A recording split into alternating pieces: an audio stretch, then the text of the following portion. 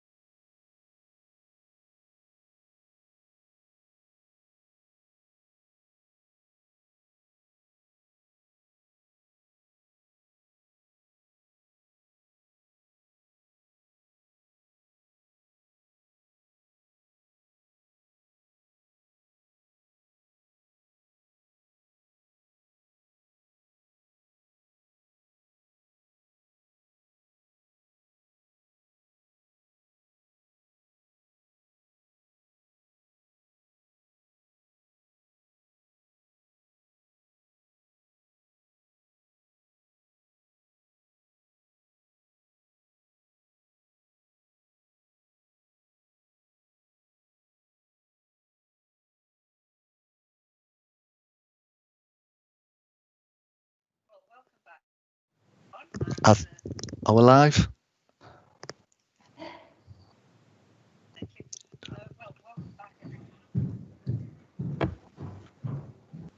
I can't hear Christine. Can you hear me now? Yeah, that's Yes. better. Okay, thank you. I'll start again then. Well, welcome back, members. We're here to, as the Police and Crime Panel, to undertake a confirmation hearing. And can I first of all welcome the candidate today? I think she's sitting somewhere, just hiding slightly behind the Commissioner. So welcome, Emma Foodie, and we'll get round to speaking to you shortly, but welcome to you. And if I could hand over to Keith Ford, our support officer, who's going to just ensure and walk us through the rules of engagement for this meeting and how the hearing will take place. So over to you, Keith. Good afternoon. My name is Keith Ford. Just for anybody joining us solely for this second meeting of the panel this afternoon, I'll just confirm the panel members participating today in the hearing. We have the 4 independent co-opted members of the panel, who are Leslie Dolby, Christine Goldstraw, OBE, Suma Harding and Bob Vaughan Newton. We also have the elected councillors who are involved with the panel. So that is Mayor Andy Abrahams of Mansfield District Council. We have Councillor Leslie Ayula and Councillor Linda Woodings of Nottingham City Council. We have Councillor Tony Eaton of Bassetlaw District Council, Councillor David Ellis of Gedling Borough Council, Councillor Rob Inglis of Rushcliffe Borough Council, Councillor Richard McRae of Broxtowe Borough Council, Councillor Francis Purdue Horan of Nottinghamshire County Council, and Councillor Jason Zadrozny of Ashfield District Council. We've also received apologies for this meeting from Councillor Scott Carlton of Newton District Council. And as well as the members in attendance, as the Chair has also referred to, we also have the Police and Crime Commissioner, Mr. Paddy Tipping, and we have Emma Footy, who is the candidate for the post of Deputy Police and Crime Commissioner. And we also have Kevin Dennis in the call, who is the Chief Executive of the Office of the Police and Crime Commissioner. We've covered apologies already, so there aren't any apologies from members for this particular item. And in terms of declarations of interest, could I just check, do any members present have any disclosable pecuniary interest to declare, please? Well, we've recorded Councillor Woodings, haven't we? That was prior to the meeting starting, Chair. If you'd just like to confirm, Councillor Woodings, I know you've sought advice. Yes, just to let you know that I do know Emma Foodie outside of our work connection.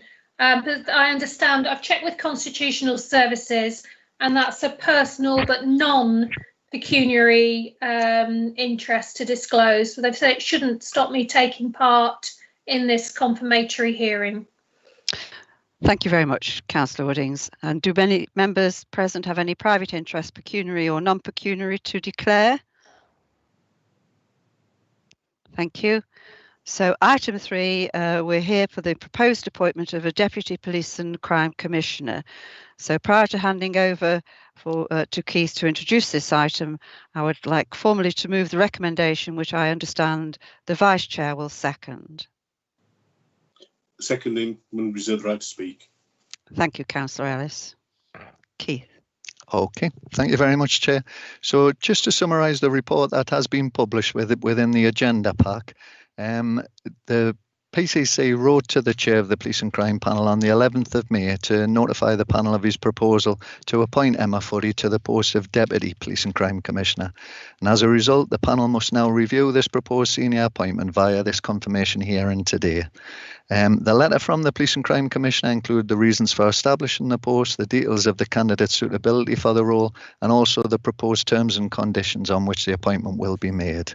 The CV for the candidate was also included within the letter and is attached within the agenda pack for panel members' information. All of that information is public as well and is available on the Council's website for the Police and Crime Panel. In line with the rules and the regulations around confirmation hearings, the hearing should be held in public with the proposed appointee requested to attend to answer questions. The decision making is made in closed session, so the panel will be required to pass a recommendation to go into closed session when it comes to the decision making. But prior to that, there'll be a list of questions which have already been shared with the candidate. So there are 10 questions in total. And they've been shared with the candidate, and each of the members will be requested by the Chair just to ask the questions today. In line with guidance from the Local Government Association and the Centre for Public Scrutiny, the focus of questioning from the panel should be limited to issues of professional competence and personal independence. Prior to having those questions to the candidate, there'll also be an opportunity for the Police and Crime Commissioner just to introduce the candidate and explain the rationale behind establishing this post as well, and understand one or two panel members may have questions for the Commissioner about the process and about the rationale as well. So there'll be an opportunity for that as well prior to handing over to the questions to the candidate. That's over to you, Chair. Thank you very much. Thank you, Keith. If I can now invite welcome Emma, which we've already done, but also invite the Police and Crime Commissioner to outline the case for the requirement of a deputy. So, Mr. Tipping, please. So Keith, thank you very much for that explanation, and to you and Christine and David, thank you for working so hard to set these arrangements up that satisfy my officer's needs and the needs of the panel. The panel will remember that when we discussed the budget in February, I'd included a small sum of money to make changes here at the Commissioner's office. If I were re-elected, unfortunately the elections didn't take place for obvious reason. I intended to appoint a deputy. I still intend to do that, and the reasons remain the same, and there are 4 principal reasons. First, I think the panel know that I, over the years, increasingly have taken on much more of a national role. I lead for police and crime commissioners on finance and transformation. I'm heavily involved in discussions on the spending review. I'm a board member of the police IT company, and I'm a member of the commercial organisation Blue Light. And I regularly have meetings with ministers and with officials. So having someone at home to cover for me when I'm involved in national issues really is important, because I take these issues really seriously, and I've been disappointed when I've had to do things nationally and not be able to undertake an engagement at a local level. Secondly, and we talked about this in the previous session, I'm determined to reboot the work that we're doing around domestic violence. We had a discussion just now. There'll be a longer discussion with the panel in September. We've got a report almost complete around domestic violence, and I want to have somebody assigned to it to take it forward. So good writing reports, you've got to do things around it, and I've always taken an interest in this area, and I've always wanted somebody alongside me who's a woman who can help me focus on that. And closely aligned to that is the third reason. The panel, again, historically have taken an interest in sexual violence and abuse in children's homes. And the ICSA report was published last year. We've worked really hard with partners, and it's been pretty difficult at times to put together a plan for the victims of sexual violence. The money is now in place, and we very shortly will be putting out a commission for someone or some organisation to provide services for victims of sexual violence. And the panel will recall that we now have a paediatric sexual assault referral centre here in Nottingham. Again, we will very shortly, within the next few weeks, designate architects to design the adult centre. And again, I want someone to take that work forward. And the fourth and final reason, and again, we talked about it in the last session, is that I'm really concerned about the effect that COVID has on the criminal justice system. I think I said to you that by the end of this month, there'll be 40,000 outstanding cases, and it will take a great deal of effort and a big systems change to make that happen.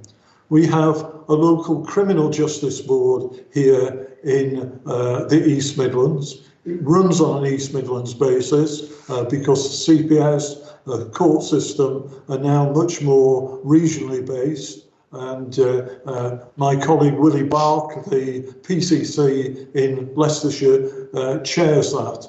But I want us to have, in the current crisis, a greater involvement in that. And again, I want to appoint a deputy to help me with that work.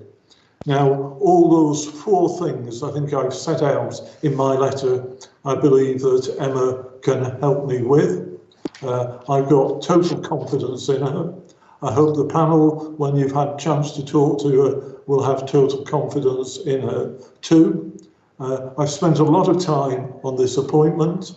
It hasn't been advertised, but there's no secret that I talked to a number of people about it, and I came to the judgment some time ago, quite some time ago now, that Emma was the appropriate person, and I'm asking the panel today to endorse my judgment. Thank you. I've switched on. Thank you, Commissioner. Thank you, Commissioner. I think there are some questions that people want to put to you first before we move on to asking the questions to the candidate. Thank you. Councillor Inglis, I think you want to come in.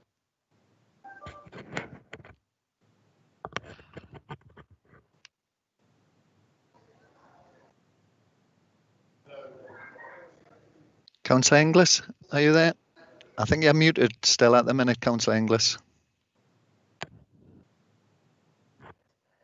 Hello, can you hear us, Councillor Inglis? You did unmute yourself there, Councillor Inglis, and then it's muted again. I don't know whether you just... the screen's really sensitive. Is that? Yeah, that's it. Yeah. Yeah. Okay. Yeah. Question for the Commissioner. It's no disrespect to Emma and the skills and qualifications and experience she's going to bring to the post, but I'm really puzzled to why this post was not advertised. You know, you're in a elected post, and you're always stating about openness and transparency, but I just fail to see why that post is not an advertised one. Well, because, Councillor Inglis, if you read the legislation, the framework, this is my appointment. That's how the legislation is. As I said earlier on, I've taken the time and trouble to view a number of candidates, and I came to the view that Emma was the appropriate person. The action I'm taking are within the Constitution, and I understand the question, but that's the decision I came to. Okay, yeah, I'm aware of the regulations, Commissioner. It was just, I know some PCCs do advertise, but I was just wondering the reason for not doing that. But I understand the procedure. Thank you. So there have been 4 deputy PCCs appointed since the election were cancelled. None of those posts have been advertised. Okay. Thank you.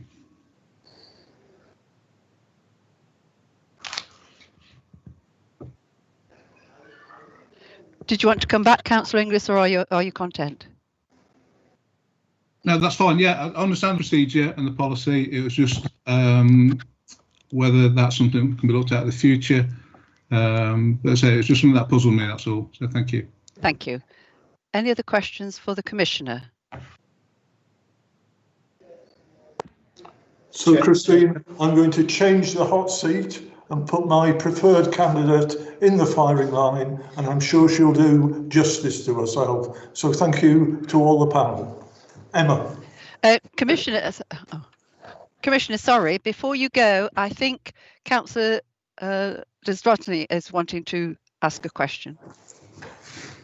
Sorry, Chair, I don't think you perhaps heard me when I indicated. No, I didn't. I'm sorry, and it didn't come up on the screen, so I apologise for not realising you wanted to come in. I'm all right. I'm okay with technology glitches.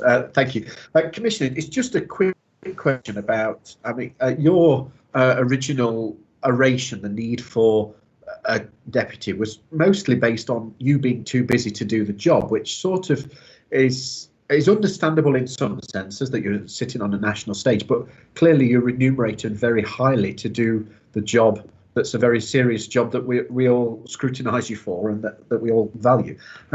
So given that the pay grade that we've selected for Nottinghamshire for this role is so significantly higher than most of the comparators, you know, a little bit of Googling will show West Yorkshire only pay 50%, Gloucestershire 60%, Devon and Cornwall only 60%, Thames Valley is one of the higher ones at 75%, and we're talking about paying somebody at 80%.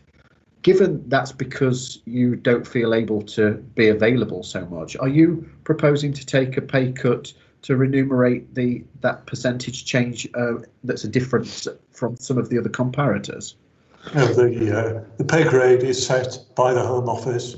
It's regularly reviewed by an independent body. It was reviewed 12 months ago. I don't think there are any proposals to change into the future. So no, I'm not proposing to do that at all. I outlined, Councillor, 4 reasons why I wanted to appoint a deputy, 3 of which were to do with enhancing facilities and betterment for residents here in Nottinghamshire. Thank you. Did you want to come back, Councillor? Can you hear me, Councillor? No? Okay, no, I'm fine. Thank you, Chair. Thank you. Thank you. Any other questions to the Commissioner then? In that case, thank you, Commissioner. Then we can move on then to the questions for Emma. Right, give us 1 minute to scene change.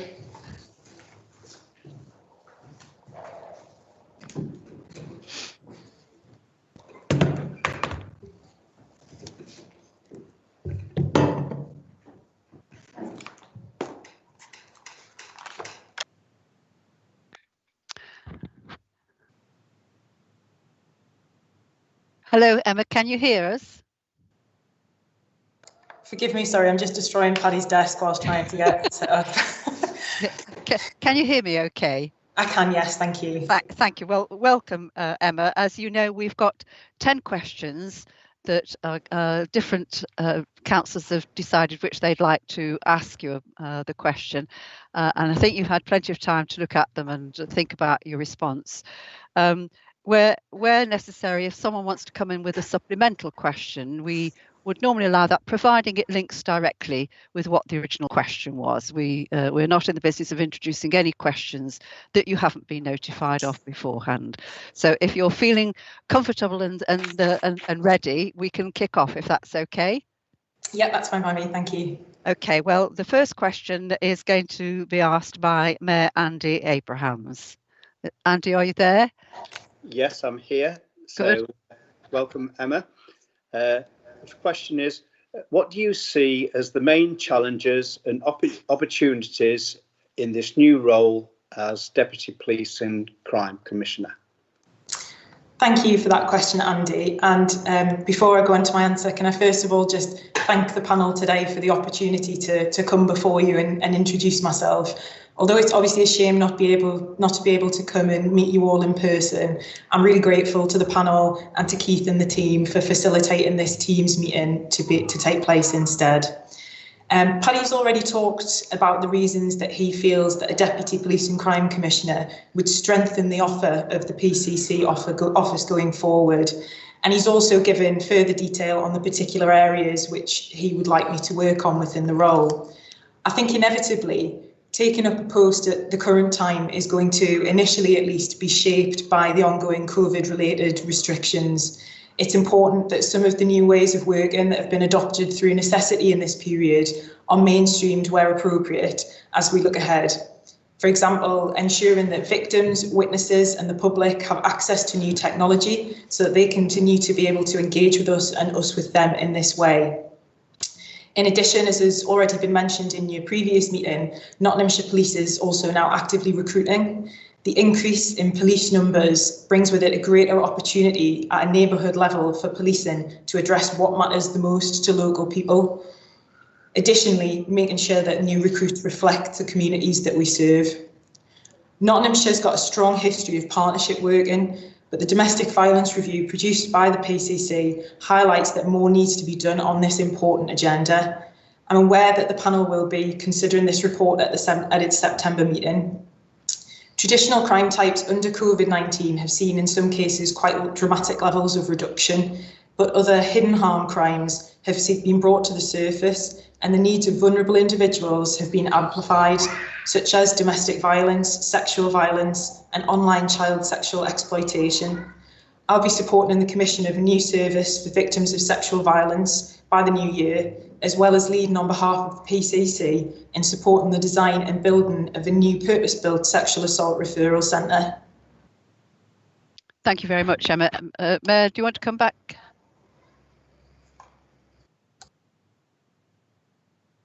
I think you're muted. Yeah.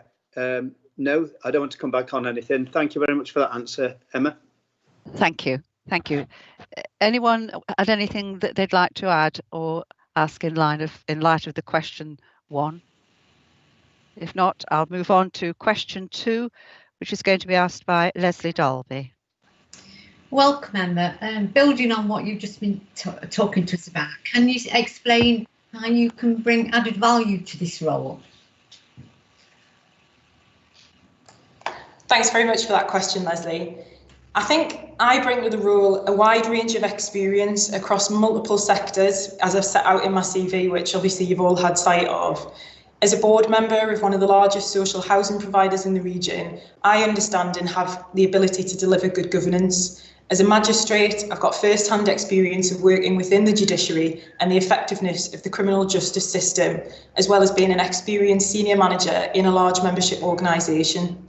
Since the autumn of 2018, I've been a community ambassador for Women's Aid as part of their Change That Lasts pilot in Nottinghamshire, volunteering and undertaking training to support survivors by listening, believing and guiding them towards appropriate support. Additionally, having been a frontline emergency services worker myself in the past, I'm well aware of the challenges that blue light services face. And of course, then going on into a quality and performance role within the ambulance service, responsible for auditing and overseeing the quality of the response when contacted by the general public. All of this experience that I've outlined means that I'm able to come to the role equipped with strong communication and partnership skills, working in a political and partnership environment where good communication channels with stakeholders allow unity around common goals and to iron out our differences where necessary, a commitment to equality and to fairness, making reasoned decisions based on information to get the best outcome, and a strong background in performance management where I'm comfortable and able to translate complex information into a format which is easy to understand. I've known Paddy for the best part of a decade now, and I think that we've got a strong relationship. And I say that not in the cosy sense, but in a way that means that I feel able to challenge him when I don't agree with him and have those constructive discussions, which I think is really critical to the role. I'm really passionate about the opportunity to work with the PCC office, and I just hope that that's something that comes across today. Thank you. Leslie, did you want to come back? No, thank you for that, Emma. Thank you. Thank you. Moving to item 3, a question, Bob Ford Newton to ask. Thank you. Thank you, Chair. Welcome, Emma. To what extent do you think your previous experience with Women's Aid can help the Commissioner address the rise in repeat victims of domestic violence? Thank you for that question. Oh, checking I'm not on mute, sorry. Thank you for that question, Bob. And as I've already mentioned, there couldn't be a more pertinent time to have conversations around tackling domestic abuse, whether that's due to the rise in hidden harm due to COVID or with the domestic abuse bill having recently been before Parliament. I also understand that this is an area which the panel does take a real interest in, and as we saw in the earlier meeting with the discussions in the upcoming report on how we can improve our response to domestic violence in all its forms and how we can continue to develop a structured approach to it. I'm sure the panel is all aware of the Change That Lasts schemes which Women's Aid have led on and has been rolled out in a handful of areas, of which Nottinghamshire has been one of. Within the different themes that the model looks at is one of the community-based response when it comes to raising awareness, safe inquiry, signpost and support, and developing a community which believes survivors and doesn't accept abuse. As someone who's come through that model of training and awareness education, I think I bring a helpful insight on how that model works and how it's delivered, and I think that that model is a key one in our efforts to tackling domestic violence. The volume of police-recorded domestic crimes, incidents and victims identified has been rising over the last couple of years, partly driven by improvements in recording and the identification of hidden harm. Repeat victimisation presenting to the police is heavily concentrated, with 5% of survivors being linked to almost a fifth of all recorded domestic violence-related crimes. I think that my experience brings with it an insight into the needs of survivors repeat survivors that present a high level of repeat demand on local police and victim support services. And I think I would bring the skills and the additional capacity to work to broker relationships to develop more integrated packages of support. Thank you, Emma. Did you want to come back with any sub-question, Bob? No, thank you, Chair. That was a very good answer. Thank you. Can I ask Councillor Inglis to ask question 4, please? Thank you, Chair. Welcome, Emma. It's nice to see you. Can you hear me? I can, yes, sorry. Yeah, it's all right. Miles away. I don't know if my screen was locked off again. Okay, so with regard to your proposed community engagement role, how do you think the Commissioner can build upon police successes such as Operation Reacher, and how can the links with new and emerging communities be made or improved? Thank you for that question. I actually live in the community where Operation Reacher was first rolled out, so I know firsthand the devastating impact that crimes relating to drug markets and organised crime can have in these areas. And I think Operation Reacher provides real teeth to community policing, and it really encourages greater community participation in policing. It's been fantastic to see just how well it's worked, and that's been recognised not just within the region but beyond as a model for success. And again, as has already been mentioned earlier today, I understand that Reach has been rolled out to Gedling, and it's going to be rolled out to other communities in the autumn of this year. I think Reacher teams need to prioritise their policing effort on what matters to communities. New and emerging communities live in a lot of the neighbourhoods in which Operation Reacher, policing teams are going to be out operating within. And those teams need to engage with all sections of the community. There is a great diversity across Nottingham and Nottinghamshire, and no one community or neighbourhood is the same. The engagement model will need to flex, and it needs to recognise and adapt to recognise that, Reacher teams need to build upon a community's existing strengths and its assets, and where there are existing networks, community leaders and ambassadors work closely with them alongside local elected councillors, which is going to be crucial to the success of the Reacher model.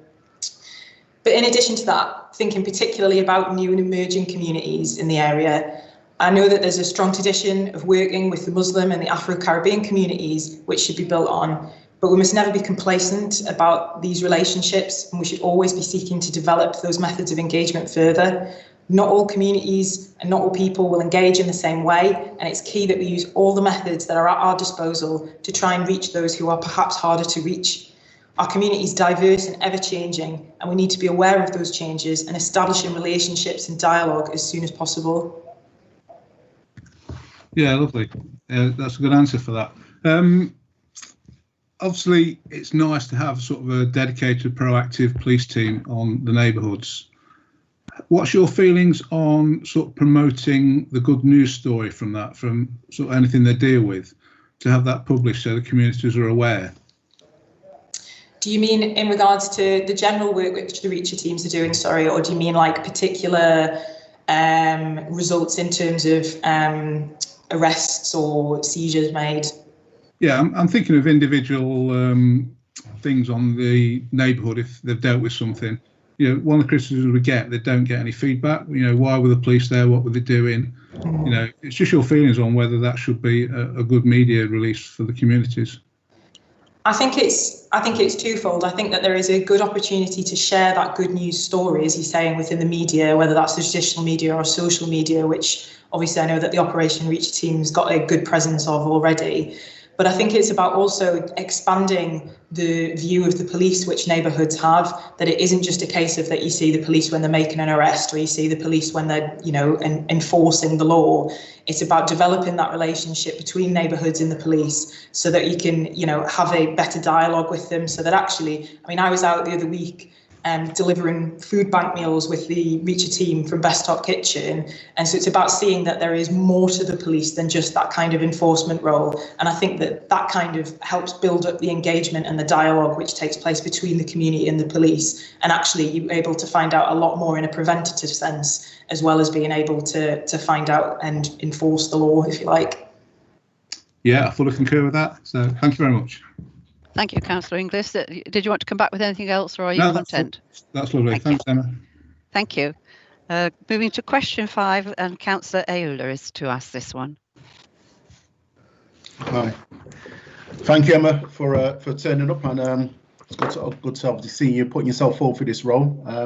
I just had one question. It's quite short, and it goes: as Deputy Police and Crime Commissioner, if you get the post, how could you assist in ensuring that the protection of those 9 protected characteristics laid out in the Equalities Act are used for the benefit of, one, cohesiveness within the force, and also cohesiveness within the community? Thank you for that question. I think, first of all, it's important to recognise that the relationship between the police and communities has not always been as strong as it should have been or could have been, and that there is an ongoing challenge to ensure that the police reflects the communities which it seeks to serve. And so although enormous progress has been made in this regard, it's not something to be complacent about, and certainly not be complacent about the distance that still remains to travel. Crime doesn't impact on all of us equally, and the report which David Lammy put together in 2017 on the treatment and outcomes for Black, Asian and minority ethnic individuals in the criminal justice system seeks to underline that further. One of the key pledges that the Commissioner made, which was included in the Police and Crime Plan, is to demonstrate to people who suffer hate crimes because of their gender identity, race, religion, sexual orientation, beliefs or disability, that their voices won't go unheard. And I will work hard to ensure that their voices are elevated and to ensure that those who perpetrate those type of crimes are brought to justice. As the Deputy Police and Crime Commissioner, I'll have a lead role for helping and supporting victims and protecting and safeguarding vulnerable people. The refreshed Police and Crime Delivery Plan identifies a range of specific projects, initiatives and activity to reduce hate crime, promote community cohesion, support victims, prevent repeat victimisation, and continue to develop a workforce which is representative of the communities that it serves. Did you want to come back, Councillor Aola? No, that suffice. Thank you. Thank you. Emma, we're halfway through. Before moving on, if you want to have a drink or just pause for a second and catch your breath, please let me know. Yes, I thought perhaps you might like to have a drink break. Thank you. Okay, so we're moving on to question 6 now, Emma, and if I could ask Mrs. Suma Harding to ask this question. Hello, can you hear me, Suma?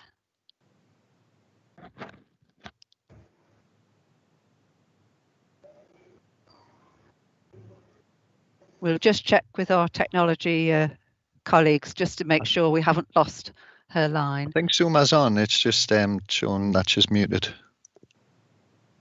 Can you hear us, Suma, at all? Could I suggest that we'll move on to the next question? Shall we go to the next one whilst we try and sort out that? Is that okay with you, Emma? Are you content if we do that? Yes. So we're going to skip and go to question 7 while we sort out the technology. And this is Councillor McRae to ask this question. Yeah, good evening and thank you for joining us.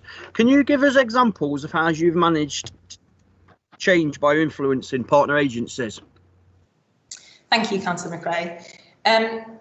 I think the first example that springs to mind of when I've been able to manage change by influencing partner agencies was when I was actually seconded to work in Australia for the 2016 federal election. For the first time in their electoral history, the Australian Labour Party National Secretary there wanted to do something different, and so asked for me and another staff member from the UK Labour Party to go over there. Historically, their campaigns had been very much based on a model of TV advertising, and we went over to move them on to delivering a more traditional field campaign, which I had experience in delivering. And this was challenging for a number of reasons. The organisation there runs on a federalised structure. Each state party can ultimately do whatever it wants, and I was going over there as a young woman from the other side of the world that they'd never heard of and had no reason to listen to, let alone take campaign advice from. And in addition to that, arriving there, you know, I'm sure you're well aware, Australia's a pretty big country, and I was thrown in at the last minute with minimal time to form relationships and certainly not face to face. So that was the challenge, and from getting there at the beginning where there was no culture of having conversations on the phone or the doorstep with voters, and by the end of the campaign, with the support of the field team there, getting to a point where we mobilised 5,500 volunteers and managed to get them to all have altogether 1 million conversations over the course of the campaign. I think in achieving this, I use techniques which are very transferable to other situations. First and foremost, it's about having a clear purpose and a common goal for stakeholders to unite around. It's also about communication and working with those same stakeholders, understanding what motivates them and ensuring that they're bought in. And moving on from that, having clear expectations of what you want or need from each other, what their role is and what your role is, and having clear and measurable objectives of which to work to. And lastly, making sure to evaluate your progress, identify problems that you had, things that did or didn't work, and celebrate the successes. Another example where I feel that I used a similar method in a different situation has been working as a board member. We've recently updated our engagement mechanisms to try and ensure that our tenants' voices are heard more strongly in the organisation. And although this is a positive change, those who were involved in the previous processes struggled to understand why we might want to change them and worried that it might mean that their voice wasn't heard. Using similar process and steps involved, as I mentioned before, we've managed to get to a point where we have a new process in place. We actually have a larger number of tenants who are engaged than ever before, and a more diverse set of tenants as well alongside that. And we're able to actually go back to them regularly and report on how their feedback has changed the way in which we do things. Thank you. Thank you. Do you want to come back, Councillor McRae, or are you content? I was just going to say thank you for that. And if you ever have to go to Australia again, let me carry bags for you. I can always see my brother and sister. I think you'll have to get in the queue, Councillor. I think I'm pleased to say that I think we've managed to reconnect with Suma Harding for question 7. Question 6. Suma, can you hear us now? Yes. Can you hear me? I can hear you, but you'll soon come into view, I think. Yes, we've got you now. Thank you, Suma. So the floor's all yours. Thank you very much, Christine. Good afternoon, Emma. Could you clarify your experience as a magistrate, and to what extent do you feel that your experience will assist you in strengthening your links with the Regional Criminal Justice Board? Thank you for that question, Suma. So I initially applied to become a magistrate back in January 2017, before starting sit-ins at the start of 2018. And so although I appreciate that there are many long-serving magistrates on this panel alone, I think that my experience provided me with an insight into both the social and the structural issues in the criminal justice system. I think from a social perspective, sitting in court all day, you get a real window into how social issues are manifesting in the criminal justice system and the challenges that our communities are facing day in, day out.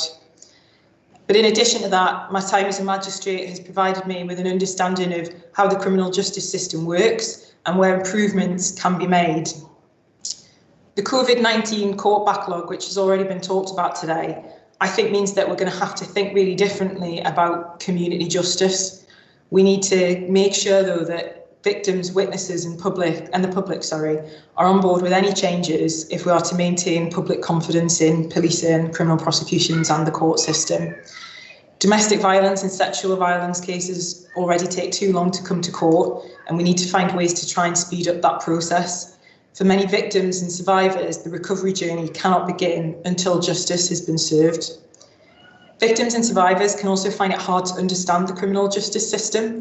Too many victims don't necessarily find out the outcome of their cases, and there needs to be greater use of victim impact statements, and court live links need to be more accessible for victims and witnesses, and video hearings rapidly expanded. Thank you, Emma. Did you want to come back, Mrs. Harding? No, thank you very much for your answer. Thank you. Thank you. That takes us then, Emma, to question number 8. Councillor Woodings, please. Hello, Emma. From your own experience, what are the key processes and attributes which organisations need to have in place in order to ensure sustainable improvements through performance monitoring? Thank you for that, Councillor Woodings. I think I've got a varied set of experiences around delivering sustainable improvements through performance monitoring, having been involved in delivering them from an operational sense when working at the ambulance service, working with my own board in my current role, and also as a board member at Housing Association and as a charity trustee. So I feel like it's something that I've experienced a bit from all angles, if you like. And one thing that I would say is that whilst there are general principles which I think need to be adhered to when developing processes, I don't think that there is a one-size-fits-all approach, and that an interpretation of these principles is required to fit the organisation and to make the data accessible and ensure that the appropriate amount of information is provided for scrutiny. And I obviously appreciate that a key part of the work of this panel is to scrutinise the work of the Commissioner and hold them to account, whether that's looking at the police and crime plan and being able to monitor whether deliverables, timetables, etc. is obviously a critical part of that. But as a starting principle, I think that performance and monitoring functions need to be properly resourced. Organisations need to have the capacity and the capability to actually undertake these functions properly. They can't just be an add-on. And that might actually require investment in tools and systems, whether it's to automate things and to sort out and develop reporting processes. And additionally, numerical indicators and targets, whilst very helpful, need to be supported with qualitative analysis. It's not enough to just have a number on the page presented to you. You need to have an analysis that tells you why that number is as it is, why it's varied, why it's performing, why it's not performing. And also an accountability framework, allowing providers, partners to be able to be held to account at relevant milestones for any kind of project life cycle is really crucial. And another essential part of performance monitoring and management is the relationship between the provider and, in this case, the Commissioner. Providers need to feel empowered to be able to report honestly, to tell of any roadblocks that they might be experiencing, which might stop them being able to deliver, and whether there's any further investment or unblocking that needs to be done to allow them to deliver on that desired outcome. Mentioned obviously already that this panel, which delivers external scrutiny, which is independent and is obviously essential in delivering transparent, objective and effective performance monitoring arrangements. And then finally, having a clarity of objectives and outcomes at all levels. I'm a strong advocate for smart objectives. Everyone with a role in delivering against a particular objective needs to understand that role and the role that they have to play in making sure that it is delivered. Thank you, Emma. Did you want to come back, Councillor Woodings? No, I'm very happy with that answer. Thank you, Chair. Thank you. Emma, it's my turn.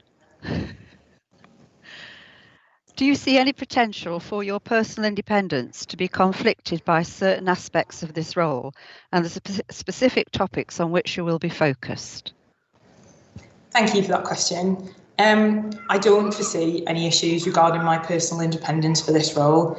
I've already got experience of operating in an environment of handling sensitive and confidential information without issue.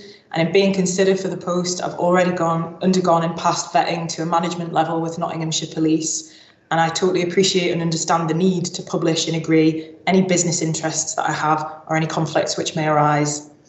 I'm well aware that the role of Deputy is legally not able to use the resources of the Office of the Police and Crime Commissioner for any political purposes, and I would never seek to do so.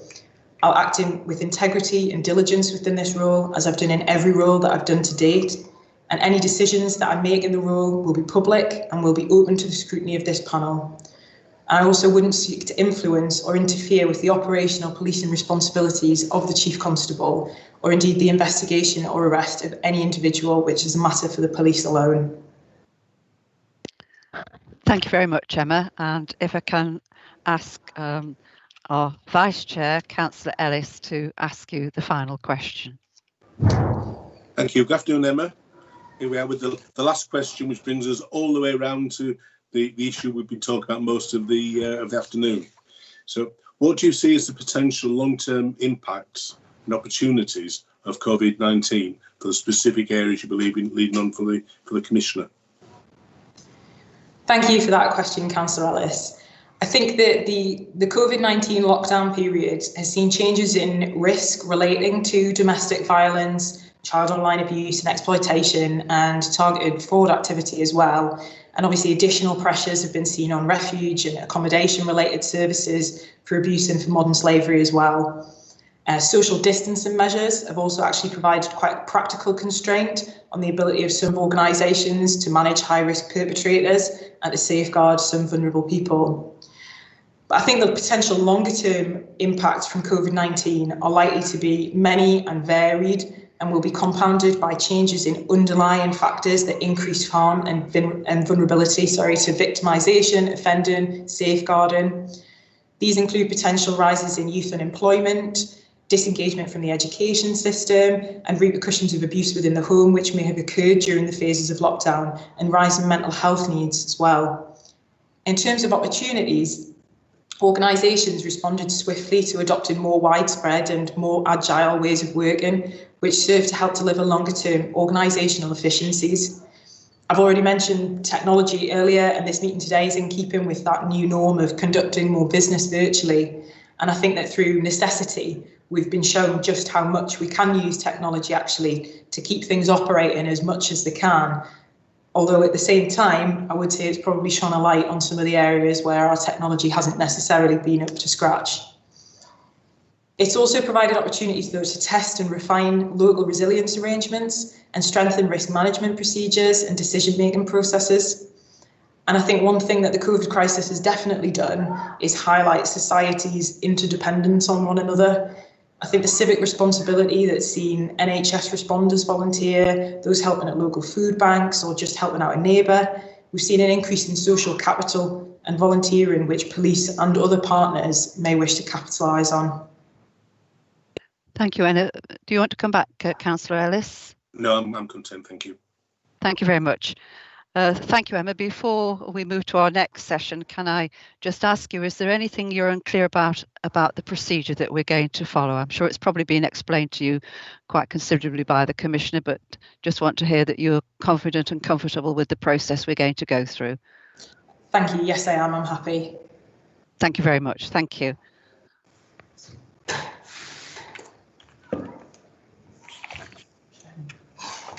We now move to item 4, which is the exclusion of the public.